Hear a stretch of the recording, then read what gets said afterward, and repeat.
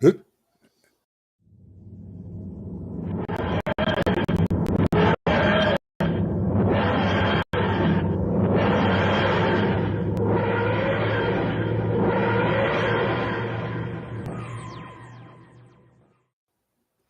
Don't you guys just love technology, especially after you've been off of the streams for a couple of weeks and you try to start a video and it just goes, bzz.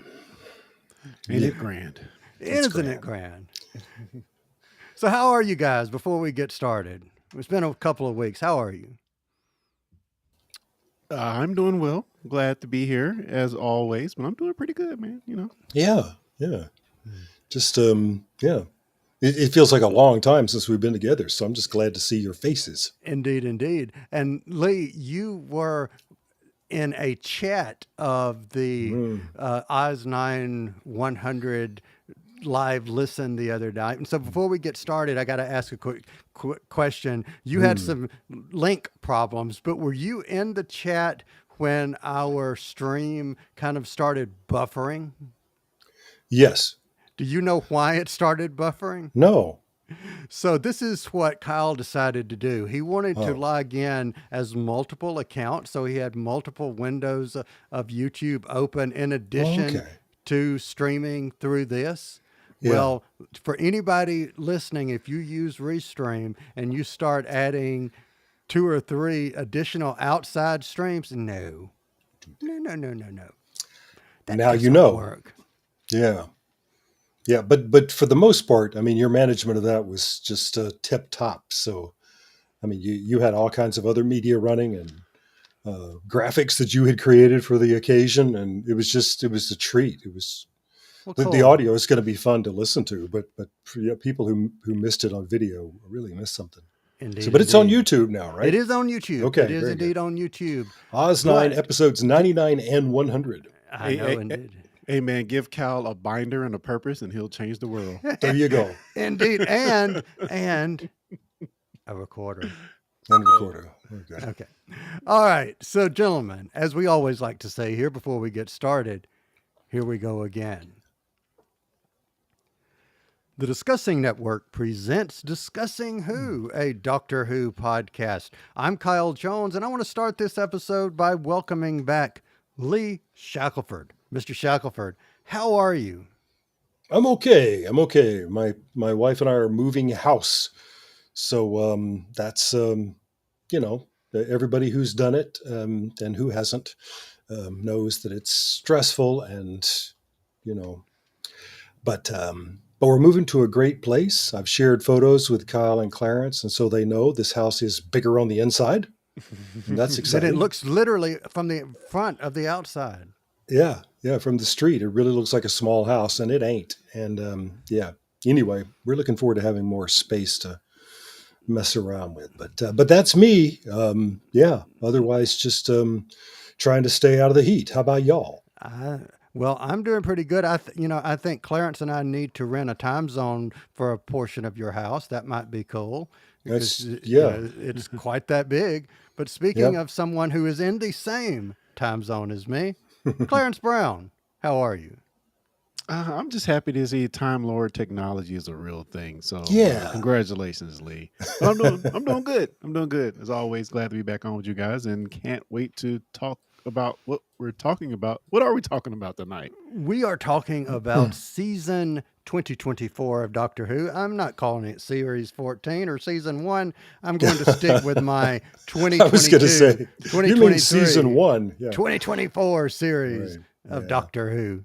Which But has caused me all types of problems as I've went and tried to find the episode list, and I type in season one, and it just Yeah. kind of takes me. An type unearthly in child. Yeah. 2024. I promise you it will work. That And does then it. it's not going to. But you get my point. Lee Now that you've Shackelford, said that.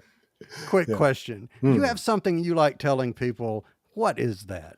I do. We know that you got lots of other things you could be doing, but you have chosen to spend this little time with us, and we are deeply grateful. Indeed. And Clarence Brown, there's something you always like to share. And what might that be? Mine is a call to action, and I like to tell everyone they can support this show by subscribing, leaving a review, or telling a friend, or even joining us on the stream.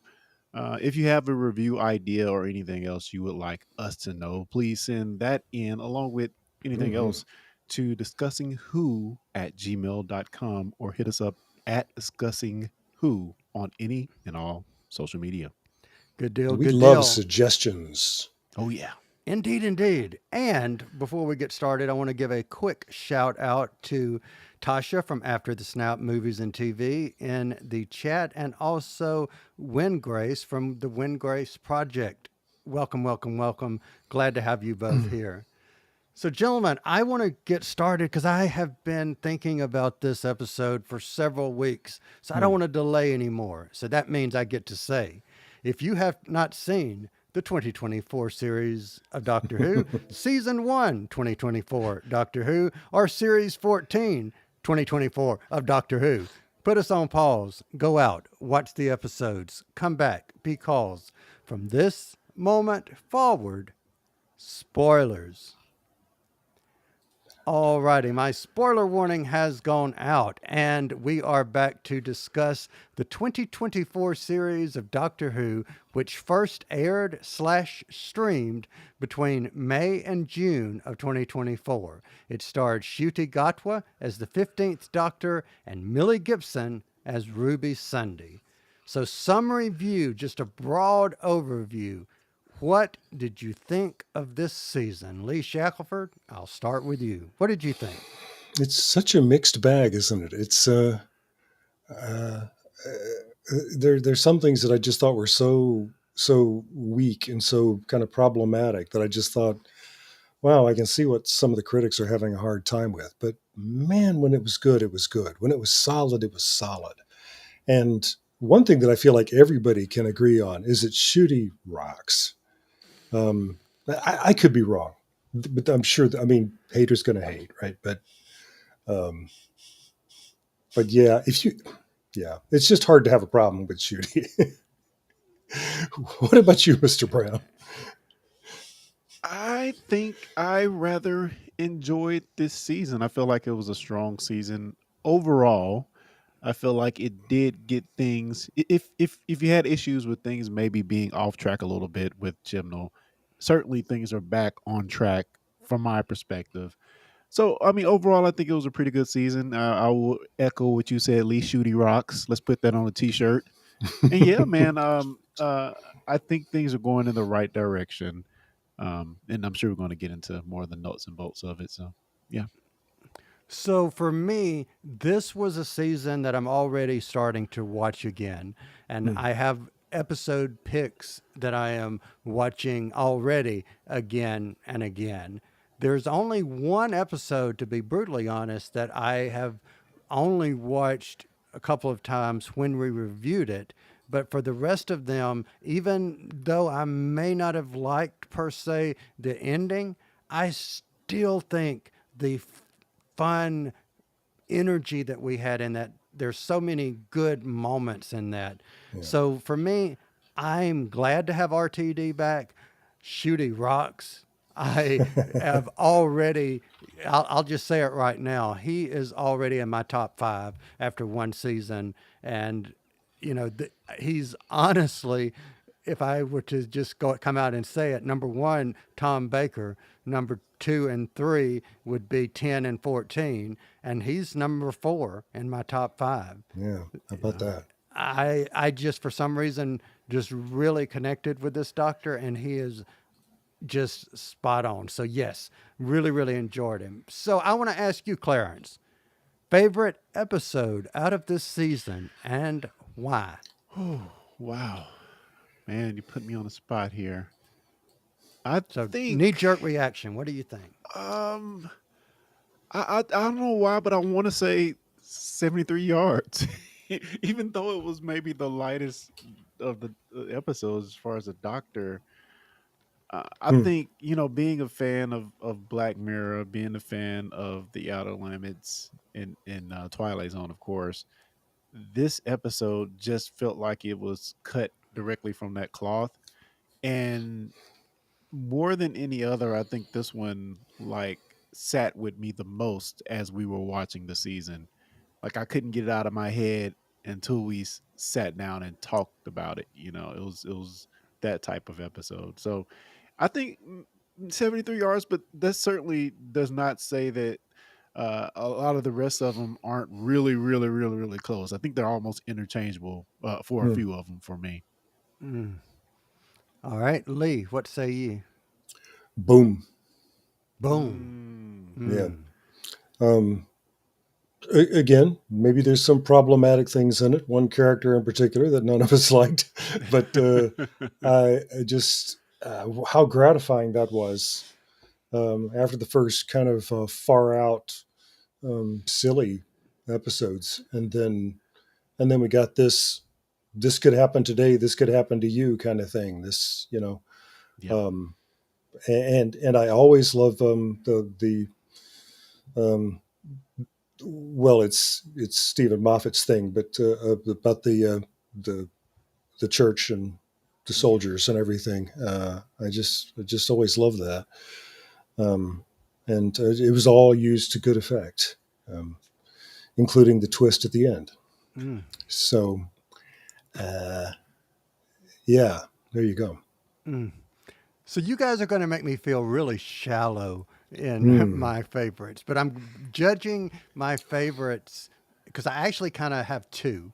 Because Well, I do too. all right, well, Let me. okay, well, give me, and Clarence, you can go back and give you if you have one that kind of ties. What was your other tie, Lee? Just as after the snap weighed in with this title, I was about to say it. Dot and Bubble is a close second for me. I just found that what it had to say was so profound and really a very engaging chase too. Just a thrilling hour of TV. So that's my close runner up. So All right, Clarence, do you have another one that's just right up there for you? Yeah, I think Lee said it. Mine would be Boom, and just the mm, I think the acting in that episode was just off the mm, charts, and the situation of how he had to portray that character as being stuck in that one spot the entirety of the episode, just about, mhm. and it all was his acting and nothing else, It's all really. Um, yep. so just a great job for shooting in that episode, and some great mystery as well, and the religious aspects, as Lee pointed out, that keep coming around. So I really enjoyed that one. All right, so for the fun aspect, so I'm gonna take mine in two different ways. For the fun aspect, and to quote something Clarence said just a minute ago, can't get it out of my head. I'm going to Oh, go with Rogue. I have found myself watching that just for the fun of it, mhm. and I also like The Devil's Cord. I knew you were going to say that. You knew that because I love a campy villain, Yeah. and how much more campy villain can you get than the That Mastro? up to yeah, up to Cesar Romero's Joker. I don't think you can get any. Yeah, exactly. You know, it's farcical, it's campy, it's Mhm. out there, it's in your face, Yeah. and I would love an episode where Missy and the Mastro teamed up because my God, that would be fun. Oh, then one of them would eat the other alive. I'm not Absolutely. sure which, but yeah. But if I were to go serious, Huh. I would have to say what you guys said. Boom, Hmm. obvious, everything you said, and Dot and Bubble, because it engaged people either way, whether you got it, you didn't get it, you saw it, you didn't see it. You know, there was Mhm. so many ways to interpret it. And for me, the whole thing of it being like a slap in the face, literally and almost figuratively, and Mhm. his response and his acting, awesome. And Millie Gibson's acting too in that scene that we Mhm. talked about.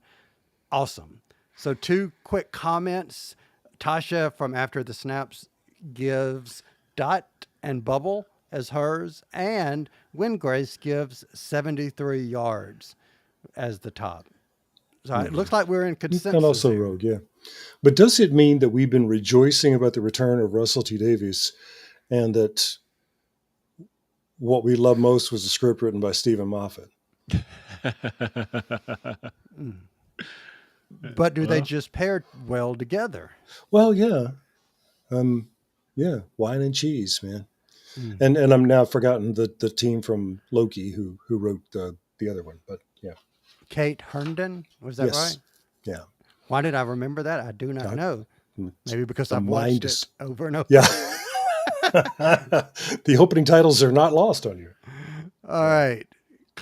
Lee, I'm going to put this one Mm. to you first.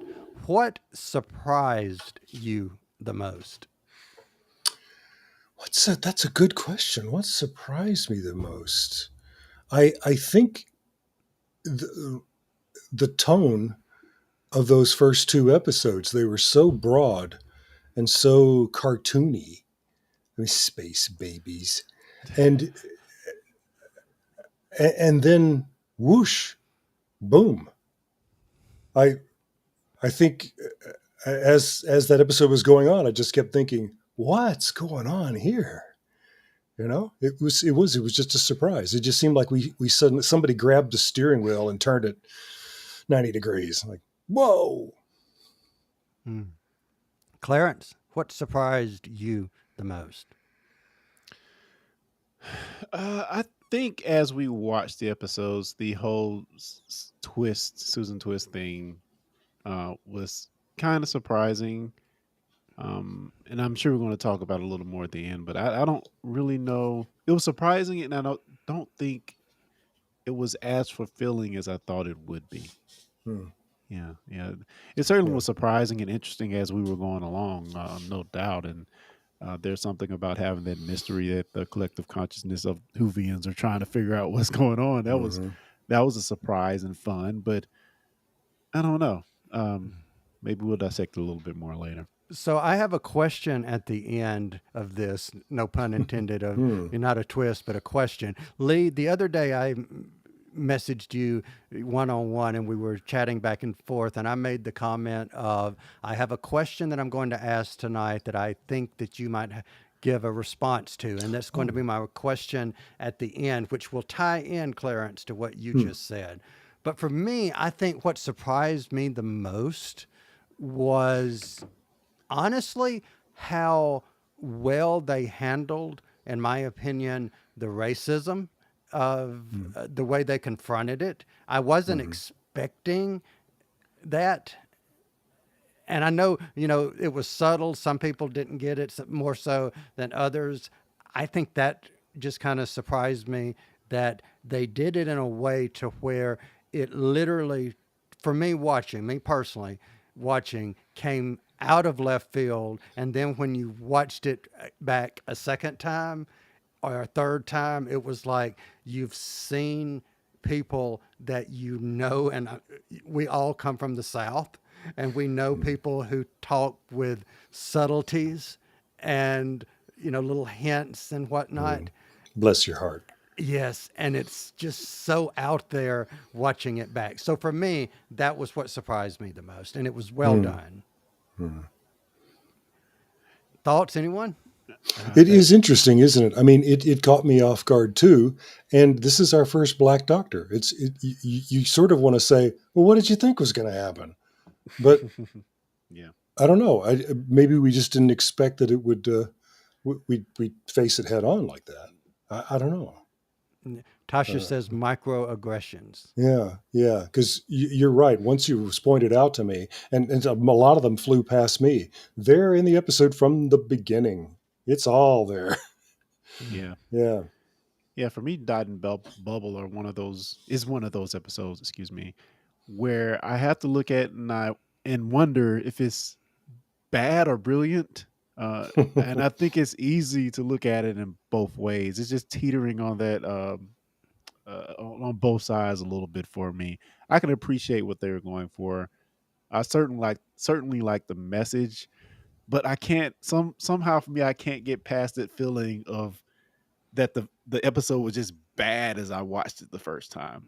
And Hmm. honestly, going back with everything you guys have said, I can go back and watch it and be like, okay, I see it. Wow, this is kind of cool. But Mhm. there's something about that first watch and that taste it put in my mouth that I can't quite get past. So maybe in time, like you mentioned wine before, Lee, maybe it'll Hmm? grow like a fine wine. That's right. Uh, Yes. But but We, but you know what? And let me say this before I forget it. And maybe instead of microaggressions in the macro look of things, Mhm. I have a feeling that there would be people who would be more comfortable saying some of those microaggressions to Lee and I than maybe to you, Mhm. Clarence. So, maybe that's why I picked up on some of these things because I've heard people who just assume by looking at me, seeing that I'm Right. white, that, white is right and I'm going to Yeah. agree with you, that would be more likely to say some of these little things that Mm, they said, where, they would be quite blatant to say that these little microaggressions to you, to your face, Yeah. maybe. mm, But they wouldn't. They wouldn't say And they it. wouldn't. Yeah. Yeah. You know. Yeah. In the chat, Windgrace is saying, I think it's because it played like a goofy episode and then it just hit a brick wall.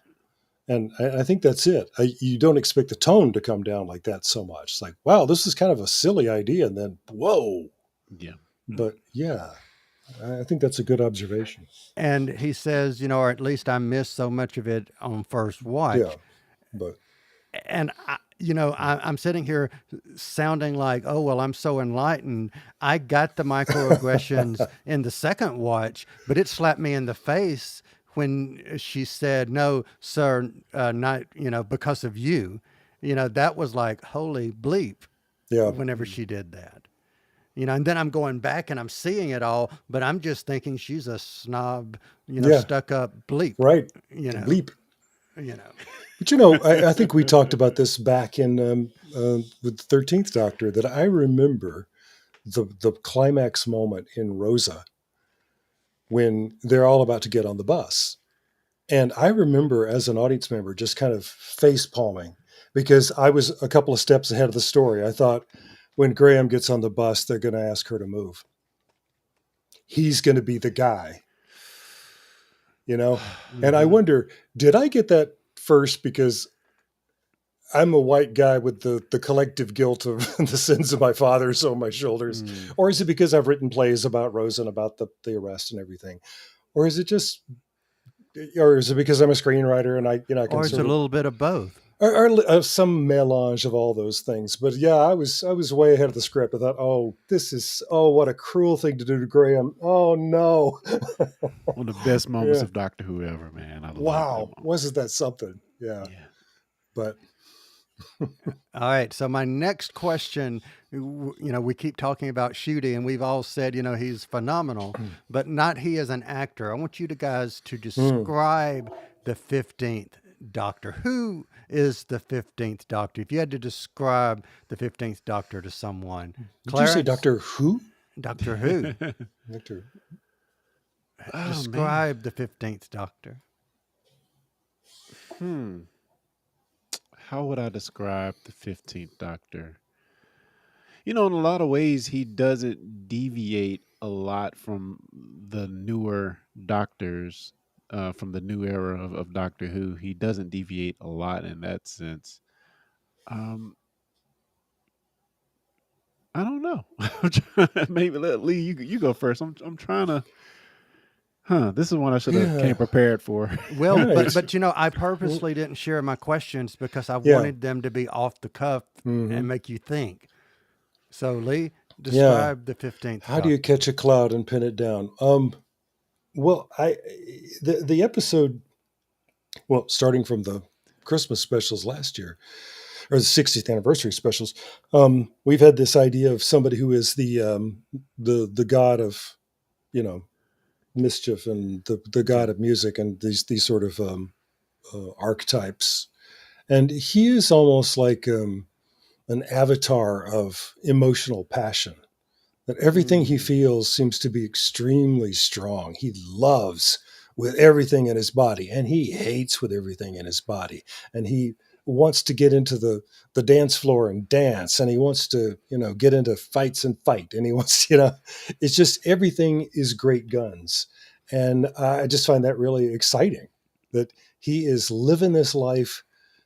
Uh, that he's unexpectedly discovered he has, and he's living it to the fullest every minute that he can. He takes opportunities. There's an opportunity for him to kiss this guy. Yeah, let's do it. Let's just do it. I just met him a few minutes ago. Let's just do it. I Yeah. that's who 15 is to me. So for me, for 15, I'm going to go back to the moment, and if you guys will remember, in the 60th anniversary and the giggle, this was whenever I'm discussing and describing he and the 14th Doctor's conversation there on the helipad, and I get emotional talking about how he's the healed doctor, and that version of you that's saying that it's okay. And to me, that's who he is. The 15th Doctor is the one that said, I went through some stuff. I came through some stuff. It's been hell, but I've made it to the other side. Yeah. There's going to be pain. There's going to be heartache, but this is who I am. Deal with it. Kind of. Yeah. And that's kind of how I feel about him. It's all the sweeter because he's been through hell. Yes. Yeah. So I'm still Clarence, standing. back to you. I realized what I was grasping for a minute ago. In the first few episodes, we found him being very, very afraid, especially when you think of space babies. It felt like the first time that I've seen the Doctor, at least, have true fear in that way in this season. I do think that Shooty's Doctor is he wears his emotion on his sleeves in a lot of ways. And I agree with Lee in the sense that he's not afraid to sing. He's not afraid to dance. Maybe that sets him apart a little bit from other doctors. And you can equate that to having fun in a way. But yeah, he's a showman of sorts in some ways. Yeah. I like that. Mm-hmm. I really like that. Yeah. It is. I- It's sort of like, wow, I got to show you this. Yeah. Yeah. So Tasha says and I really like this, everything you love about the Doctor, but with a little more swag. I like that. And Wingray says he stopped running away for a bit and started running towards up until the Susan comment at the end. So, yeah, I like that. All right. So we've described the 15th Doctor. Clarence, I'm going to go back to you for this one. What theme or storyline would you like to see carry over into 2025? One thing I was really kind of disappointed about, and even though I didn't love the episode at the time, I thought we were definitely going to go deep into the idea of the toy maker's children and, the devil's cord. I thought that was an excellent setup for something that would permeate through the rest of the season. But unfortunately, we didn't get much more of the character in the maestro or the maestro's child for the rest of the season, unless I'm forgetting something there. You're not. But yeah, so I thought that was the setup for the rest of the season. So I at least think that's going to be something that they revisit.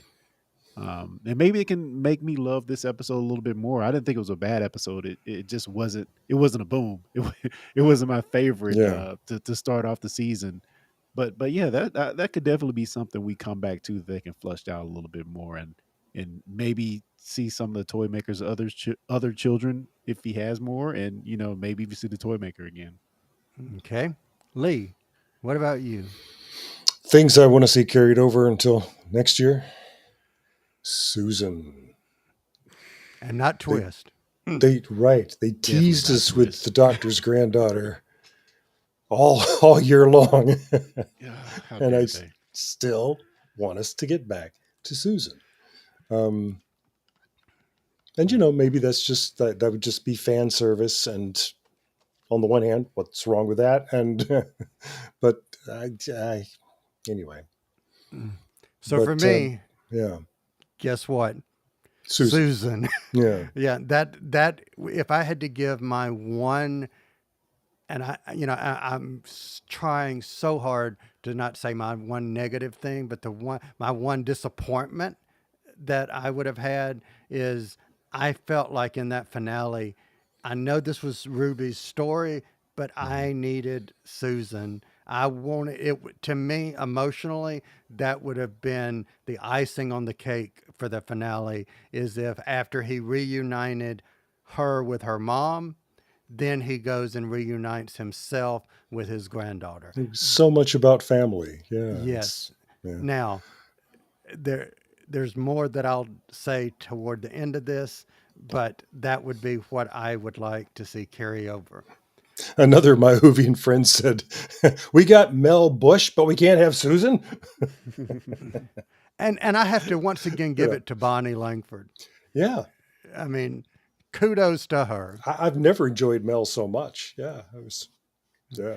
And Grace also says fan service, yes, but it would also absolutely be good for the character of the Doctor. Totally Yes. agree. Yeah. Bingo. All right. So next, and this is our last one for the story part of our discussion. Which episode did you enjoy the least? And how would you, if you were the writer and or director, make it better? And I'll start with this. The Hmm. one that I enjoyed the least, the one that I've not gone back since we reviewed it, was Space Babies. Hmm. What would I have changed to make it better? Space babies. Space No. babies. No, I'm okay with the space babies because some of them were adorable, but the booger monster and the farting Hmm. combustion and whatnot, uh, that I could have done without that. I could have had the babies actually. You could have had a better, less farcical, less Hmm. whatever ending. To me, that was the only one that I just, even whenever I went back and watched it, the whole thing about the monster and the whatnot, I didn't Hmm. even really watch that. I just fast forwarded it to the end because I don't really care for grossy stuff. So that just Oh. wasn't me. It, Um, it hit me only this week that Space Babies would have been a great script for Red Dwarf, yes, but agreed. maybe not for Doctor Who Or even Oz 9, and or it would have fit, Einstein for and that it would matter. have Yeah, fit but perfectly. it would have been a great Red Dwarf. But yeah, Yeah. anyway. I mean, my goodness, Oz 9 and aromatherapy canisters, but still, not Doctor Who. Not Doctor Who. All right, Lee, what would be the episode that you liked the least, and how would you make it better? I might go into the two-parter if I was the showrunner and the writer, and somebody put that script on my desk. I would say, love the idea of bringing back Sutek. Um, do we need the idea that he's been with the Doctor since 1974, and the way we're going to deal with him is by dragging him, tying a rope around him and dragging him. Um, I, Bad doggy. Bad bad doggy. dog. And somehow this is related to everything that's happened before, that we have this rift in the universe and everybody's saying the bad guy's coming. Well, he's obviously coming from this other universe. No, it's Sutek.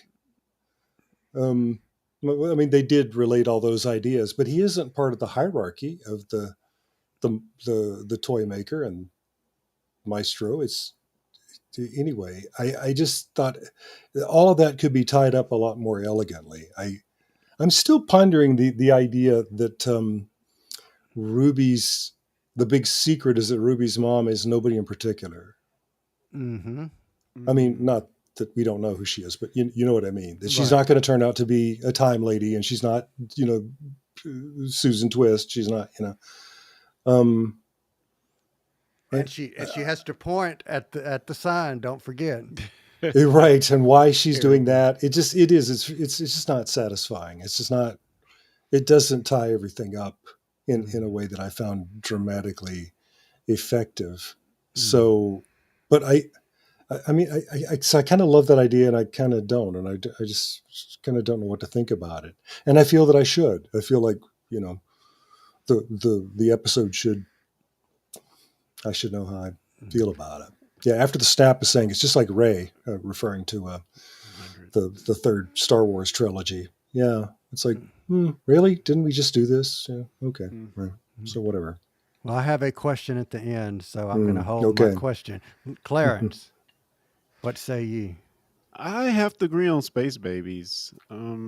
Just a whimper to launch the season with, Yeah. and I think they could have, if I would give suggestions on how to make that episode better, I think they definitely could have.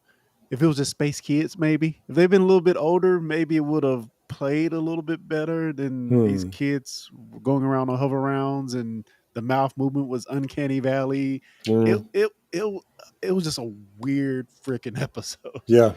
Yeah. And a lot of ideas we had already seen in Sleep No More. I feel so. Hmm. It just not a great episode to kick off this new season 1 Mm.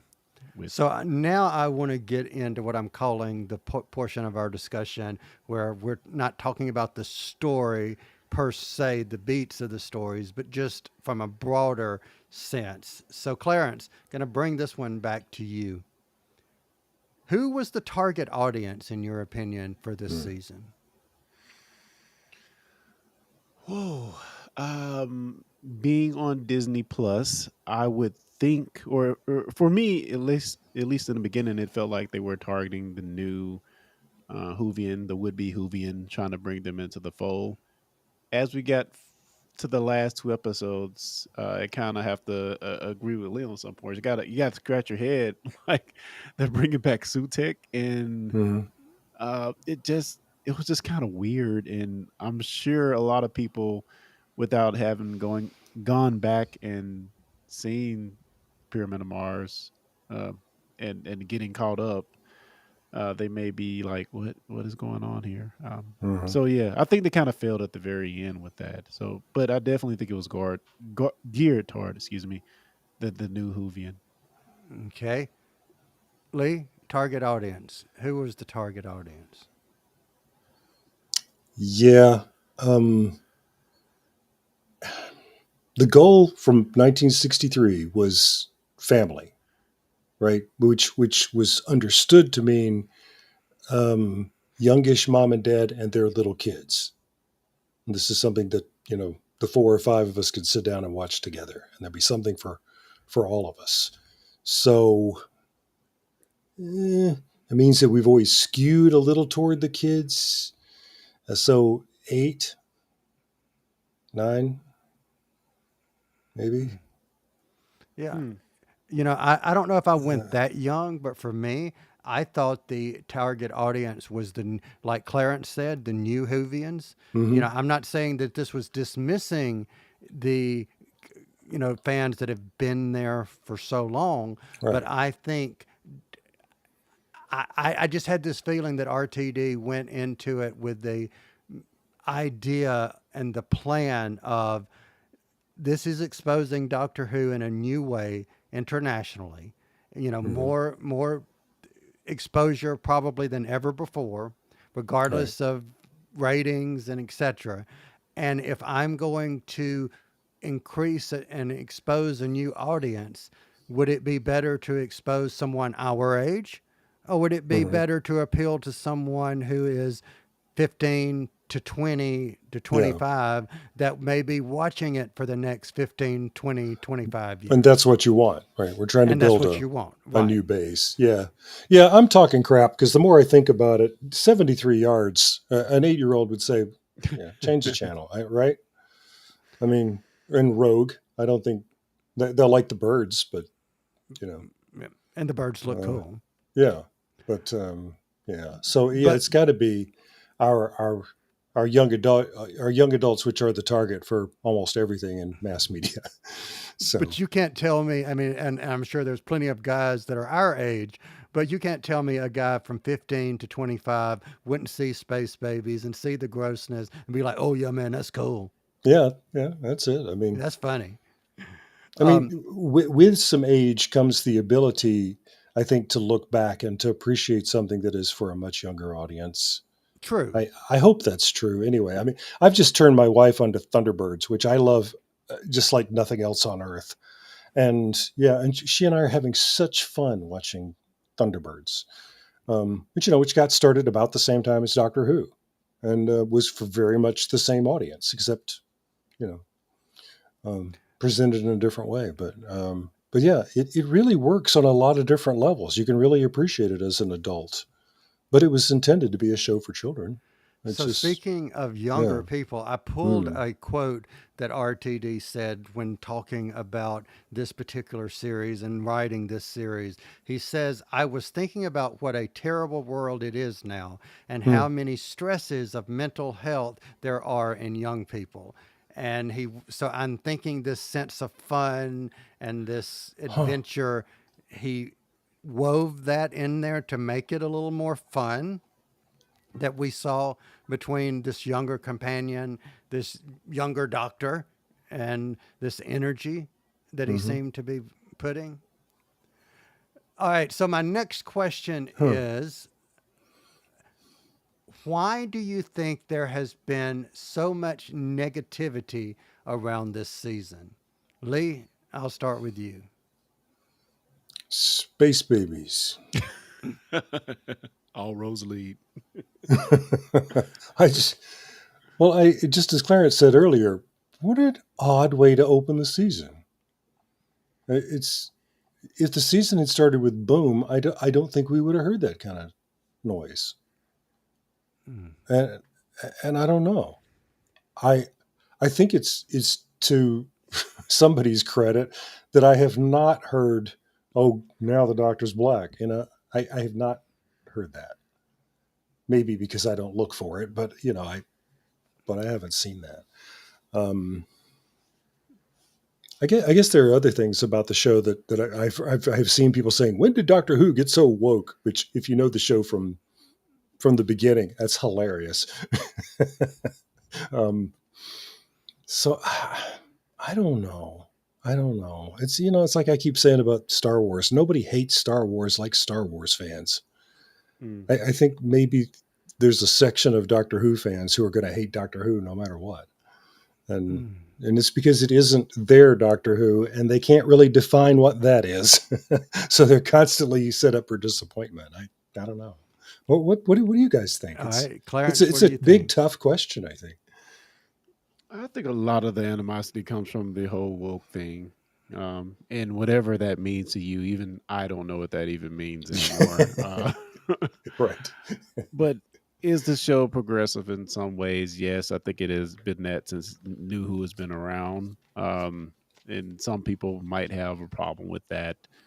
Um, but I always go to the core of who the doctor is and who the doctor can be. If you put that at the Mm. fore, it really nothing he does should surprise you or matter for that, for that Right. matter. Yeah. Yeah, and he's an alien too, so take Yeah. that into account. Yeah. Mm. So, you guys know that I went in or down this rabbit hole of trying to be positive and interact as both discussing who on social media and Hmm. as me. And honestly, in retrospect, I wish that I would have never done that. I wish I Mm. would have stayed away from the Who groups and not tried to interact and comment and whatnot because it really was well, it wasn't almost, it was freaking disheartening Yeah. how many people, just if you tried to say something positive, would attack you for your positivity. And I mean, just this last week, somebody posted in a Doctor Who group 5 reasons why this is the worst season of Doctor Who ever. And my Mm. comment was, just in general, wouldn't it be better as a fandom that if we posted things like the top 5 reasons that we could do, or the top 5 ways that we could make 2025 season better, switch it. And somebody posted a comment directly to my comment saying, it must be nice living in a Pollyanna world. Yeah.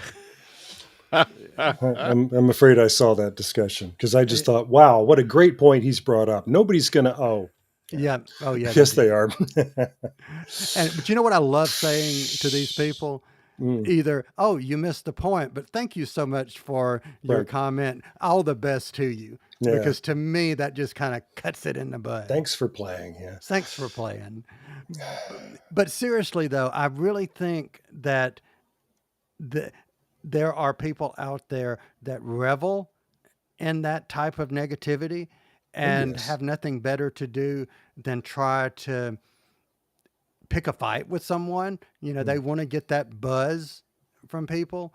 But the other thing that I think is some of this, and I may be totally wrong, but I think some of this is disguised dislike because they just can't come out and say, we don't like the fact that a black man is now the doctor. So to compensate from that, it's woke or it's not this Right. or it's not that or whatever the case may be, you know. Yeah. So, you know, who knows? But that's just kind of the feeling that Yeah. I get. If it wasn't so widespread, I would think that that might be what's going on here. But I don't know. Who knows? It's Who just knows? I mean, it's just I just have found that the best way sometimes is just to stay away from social media, focus on the positive. You know, I think one of you laughed at me whenever I said on YouTube, whenever I was seeing these horrible videos about how bad it was, and I just blocked the channels. Like, I'm selecting, I'm paying for YouTube Premium. I don't want to see you people. I'm not going to participate. Bye. yeah, right. You know. No, no, and I was afraid you were just going to get your nose bloodied engaging with that kind of nonsense. But it's because it is pointless. I mean, the best psychology that's out there says that these are people who are enjoying a fleeting moment of power by crushing somebody else, by putting somebody else down. They get a little dopamine hit. It's like just a little bit of meanness. Ha! You know? And we have a whole political landscape now that's based on hate and fear because it gives people a little bit of pleasure somewhere deep down Yeah. to say, oh yeah, that thing you like, well, it stinks. Yeah, Ah, and showed Win you. Grace's comment here saying that, and then you had the people who haven't watched the show in 10 years, but they watch the reviews and parrot the bad ideas that they were told occurred. Yeah. Yeah, you Yeah, don't have and to watch the show at all. You just yeah, and oh man, it was this one guy, this one channel I was it wasn't Doctor Who related, but I think it was Hmm. Star Wars related, and he just always railed about Kathleen Kennedy, but he never watched any of the new stuff because he refused because she's at the head of it. But still, he had an opinion every week yes. about an episode that dropped. I'm like, you're not watching it. Why are you up here talking bad about it? At I least don't have to watch it to know that it stinks. Okay, so I have, before we move on from this one, I've got one more thing to equal up to what you just said, Clarence. There was a YouTube video that posted, you know, that I saw. The guy had like 20 subscribers, I think. You know, not saying that's a bad thing. I'm just saying, but he doesn't have that many subscribers. Someone in Hollywood and Hollywood Insider had leaked to him that Bad Wolf Studios had fired Russell T Davies because of the disastrous ratings of Doctor Who. Yeah.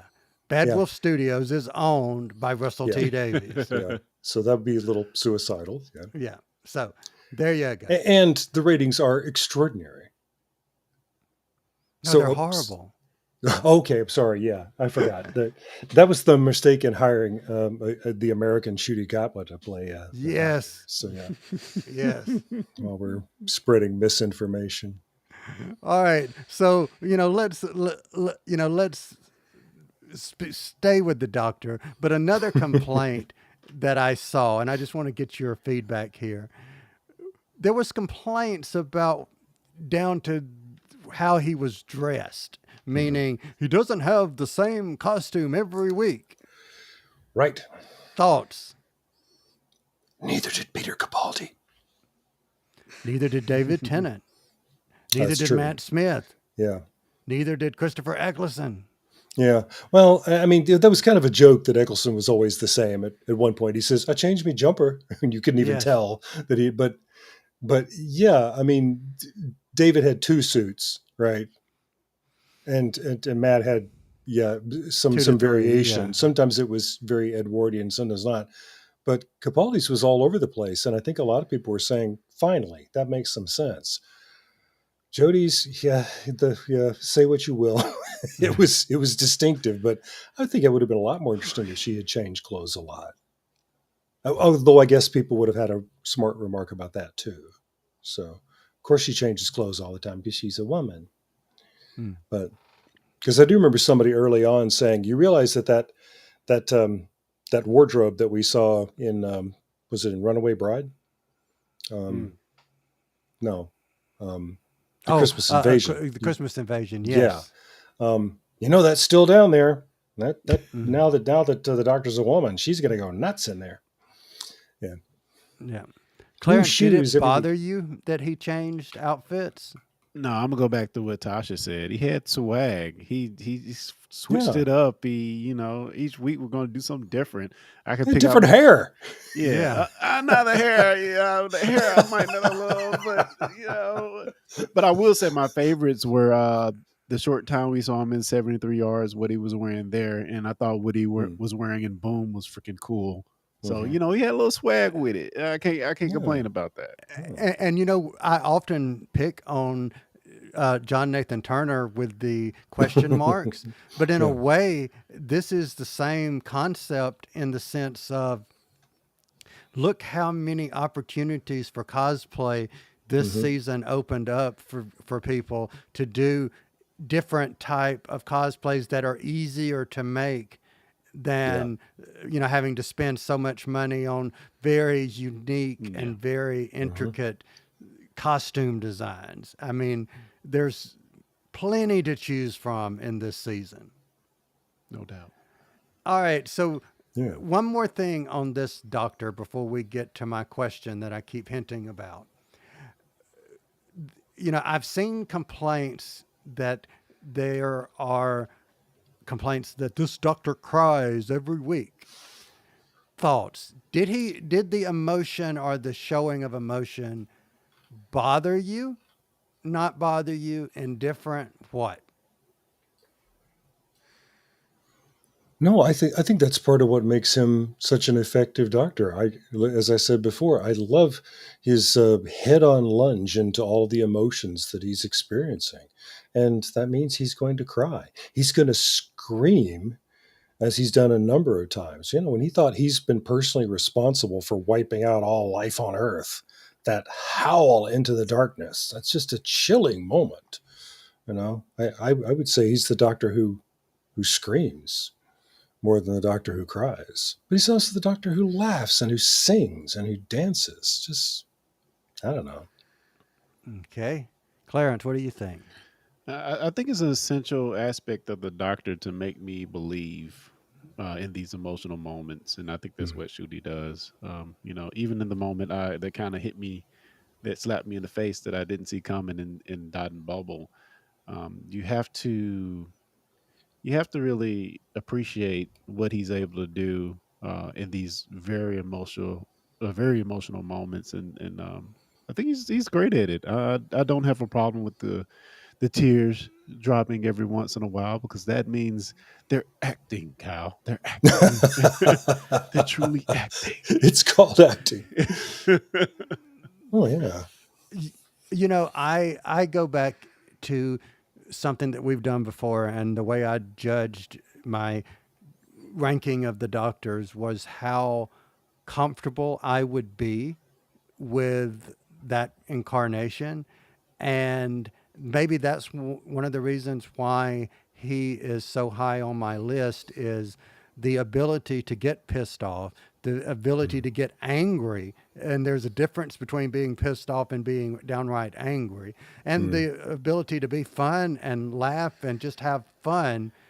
And it's just out there all over his face makes me comfortable. So Yeah. Mm.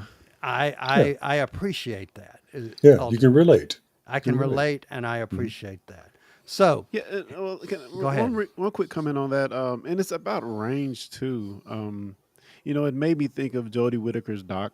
doctor, and we know Whittaker is an excellent actor, but I don't think we saw the same amount of range from her that we've seen in this season, this one season of Shooty, or any of the other doctors. That might have been the one thing um about her doctor that that really didn't jump out at me. But now that we're talking about it, Hmm. she didn't really display a range of emotion like that. And maybe it was intentional because it was the first female doctor. Maybe they didn't want to go there. Hmm. Yeah, but we've talked about this before, and I remember thinking or saying at the time, that's a dead waste of Jodie Whittaker Mm-hmm. Mm, because in other things that we've seen her, she's got the range, yeah, and certainly. yeah, why wouldn't we see that on Doctor Who? But yeah, so And, now, and I yeah, wonder how much this played into that. And what this is remember one of my discussions, not complaints, but my discussions about Chibnall was he specifically told her, do not go back and watch previous doctors. Mm, Make this your own. that's Whereas the right. reverse, not only was Shooty already a fan from watching David Tennant and Catherine Tate from, Hmm. as a fan watching, but he was Hmm. also told, go back and watch these stories and these doctors and watch as much and learn as much as you can. So does Yeah, that play into learning this character, play into, because I think fans look for those little nods. You know what I'm saying? yeah, We yeah. look for them saying something, but saying it. There's a difference between saying reverse the polarity and saying reverse the polarity of the neutron Yeah, flow. Or yes, and whatever. having fun with it because you know What it what the means and how to significance. say Yeah, it and what yeah. mannerism to say it. yeah. Why That's would a you good tell? point. Is there two of our what we would consider our best doctors were Doctor Who fans, the David Tennant and Peter Capaldi. I just saw a picture the other day of Peter Capaldi as an excited young man getting an autograph from Tom Baker. You know, that's got to affect how you then come to the role yourself. That's uh, Yeah. Yeah. Absolutely. All right. So here's my question. hmm. So let's see if this reframes. It may not, but let's see if this reframes how we feel about this past season. So while not everyone was a fan of RTD era number one, for those of us who overall were, do we remember it so fondly as a complete story rather than each individual series? Basically, does the luxury of the complete story add to our enjoyment because we know everything and we see it as one complete season, Hmm. not just season 2005, 6, 7, 8, and 9? Thoughts? I hmm, so what is the big overarching thing from this season, the Susan Twist thing? I think you can take Bad Wolf in that first season and on its own, excuse me, it just stands as something remarkable and amazing. I Hmm. mean, having Jack Harkness there, and just that story alone, I think it's such an amazing story. Even devoid of knowing what happens next, you could just look at that. Hmm. Those moments in that season is just like, oh, that's amazing. He tied it all together. So, comparing that to this current season, I think it doesn't quite, well, doesn't, in my opinion, match up to that in any sense. But yeah, I don't think this stuff after the 2005 season m- uh, makes it that much better. It does add to it, of course, but I can just take that on its own and be like, oh, that's amazing. Hmm. That's awesome. Okay, good point. Lee, what do you think? Yeah, I think that's an excellent point, and I'm glad. Yeah, Clarence, I'm glad you reminded me about how much we all thrilled to Bad Wolf when we were experiencing that the first time. Um, because sometimes it would just come out as an Easter egg. There's a helicopter at one point, and you can hear the pilot identifying himself as Black Wolf One, or Bad Wolf One, and that was the only thing in that episode. But we heard it. What does that Yeah. mean? what is that? Where is that coming from? And this one was more heavy-handed, and so the payoff couldn't be proportionate to that. Mm. And I don't know. I think of each of these episodes so much as in terms of their standalone stories that I don't feel like I had a strong sense of continuity between them, other than being reminded from time to time that there's a continuity. Okay. Um, uh, that's my feeling. All right. So I agree with both of you. I Hmm. think both of them can, 2005, 2006, 7, and 8, they all stand alone, not alone, Mhm. alone, and can stand on their own. And they together make a beautiful volume, but as a chapter, they are their own chapter and their own stories. Totally agree with that. So I Yeah. think what we're losing here is the number of episodes. Each of these episodes, and not including the Christmas specials, Hmm. are 13 episode seasons plus a Christmas special. Yep. Now we're at 8 episodes plus a Christmas special. We Hmm. had no two-parters in this. Everyone was a standalone story, no two-parters. So I think we didn't have the fleshing out of stories to where I think that's what we're missing, and it poses the question then: how do we make Doctor Who be a successful 8 episode Hmm. story, but yet keep that mystique that fans have grown to know and expect? Thoughts? I like Wingrace's comment in the chat here that it's in Boom. Ruby said that she'd been traveling with the Doctor for 6 months or whatever, but this is her first alien world. And so, kind of in the audience, a lot of us are saying, well, what have they been doing in the meantime? I mean, there's obviously, plenty of other things to do with the time machine, but maybe give us a little hint of what that was or something. So it's like we just didn't have time. We didn't have time to fill in gaps or to get a sense of time passing for them. Really, it's just it seemed like all of these things happened on the same day, and I don't know. There were Clarence? single stories. Think about War Games from the second Doctor's time. Yes. That's 10 episodes long. Each was a half an hour, but that's still, you could call that a 5 hour, like a 5 episode season today. Mm-hmm. And that's almost what we have here. One story. Right. So, Clarence, what do you think? I agree. I think if we have any hope, you talked about things we want for the upcoming season. If we have any hope, I think we want more episodes hmm, because in some ways the season does feel a bit rushed. It does in some ways to me, um, especially when you look at the meta of it and knowing that Shooty isn't there for like the filming of the first couple episodes. He's coming in hmm. late doing pickup shots. So it does feel a little bit rushed in that sense. So I agree. I want more episodes. It doesn't have to be a lot more, but I think if we get a little bit more sense of the arc of their adventures over the season, I think will be a little bit Hmm. better. Yeah.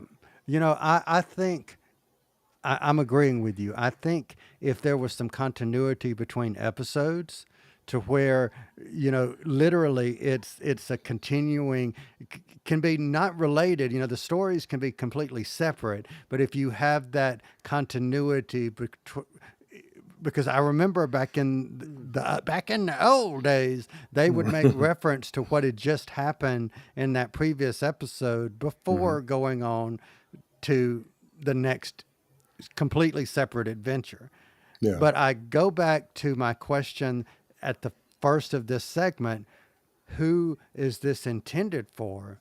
And if Mm. it's for the 15 to 25 or the 18 to 35 who are used to seeing things in 8 episode blocks, this is normal.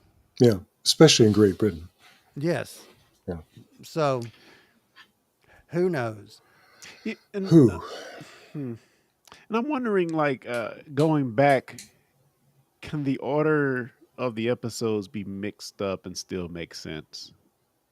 Maybe there is a little bit of continuity in each episode, but I'm trying to think hard on that. Yeah, I think you could shuffle them. It would be my hunch. Huh.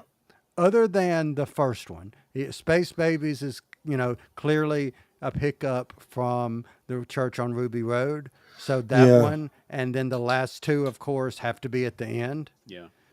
Wow. But those other five, I think, are interchangeable. I was trying to figure out a mixtape where we stick Space Babies further down the line in there, but you're right. can't. You can't do that. You Okay. can't do that, Yeah. unfortunately. Oh, well. So here's my last question. Hmm. I'm going to cross the podcast streams, discussing Trek, discussing Who, sister brother podcast, International Friendship Day, Hall H. I think you've got Alex Kurtzman and you've got RTD in the same room, on the same panel.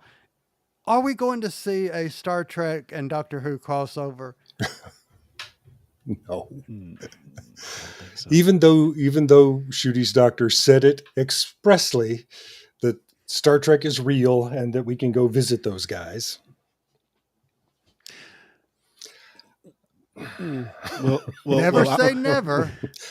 Yeah. Yep. Well, let me say, if the Whovian sphere or community wants to keep crapping on Shooty, we'll take him over here on the Star Trek side. If There you you guys go. don't want him, we be. Yeah. He's an American anyway. We could bring him Yeah, over here. exactly. That great American Exactly. actor. Well, Hey, I would be fine with that because I'd be discussing Shooty either way, Jeez. so I'd That's a be new perfectly podcast. fine with that. yeah. But you know what? I do have a feeling that we will get a confirmation on what the spinoff is. I think, and if it's, Martha Jones' return or what, I think we will be getting confirmation. There's going to be some type of confirmation of what. I don't know Yeah. what, but there's going to be some confirmation. So by the next time we record again, whether it's next week or the week or so after, or a week after that, we will be discussing it. This was a good conversation, by the way, guys. Just a very good Oh, conversation. I love the way you set it up. It's great. I've got kind of a news thing. If it would tell me Oh, when there's when please. is the right time and place for that. So. It's absolutely right now. Okay. Do you need like any kind of musical introduction? Yes. Okay. Shoot. Actually, that's actually perfectly appropriate because this is a friend of mine who cosplays as the Second Doctor, Ooh. so he will appreciate the little recorder intro there. Brett Hairholz, good pal of mine, is an illustrator, and I don't quite know how he's done this. If this is playing fast and loose with licensing, or if he's very careful about things like that. He does not want to infringe on copyright, but he's got a Doctor Who comic book that he's working on now. He's going to have it finished for Long Island Who, which is the next big Who convention coming up. But it features the Scream of the Shalka Doctor, who is now canon, and in confrontation with the vampire, and Andy Warhol. What? Exactly. I don't know what he's up to, but anyway, it is a legit Doctor Who comic book, and Brett Hairholz. Just look for the man on social media. That last name is spelled Herholz, and anyway, he's a buddy of mine, and he's drawn some. He and I draw Sherlock Holmes cartoons for each other, and so on. But anyway, yeah, this Doctor Who comic is coming out with the Richard E. Grant Doctor, Vampire, and Andy Warhol. And if I'm not mistaken, I think Brett has been on an episode of Discussing Who before. It's been quite a while, but I want to say that he and I also did an episode of Discussing Comics together. Oh, cool. Hmm. Yeah. I remember one time. Well, I remember that we recorded one or something. I'm not sure if it ever aired. The Discussing Who. We'll I don't have to know. see. I Yeah, can't we'll have remember. to I'm see. old now. I Well, can't remember. now that we've had however many, 3 million, 322. 322. Holy smoke. Yes. All right. So, for everyone listening, thank you guys for staying with us. This has been, again, an awesome discussion. Had a load of fun with this. Thank you both for being here as always. Thanks, everyone in the chat. And as always, we will be back next time.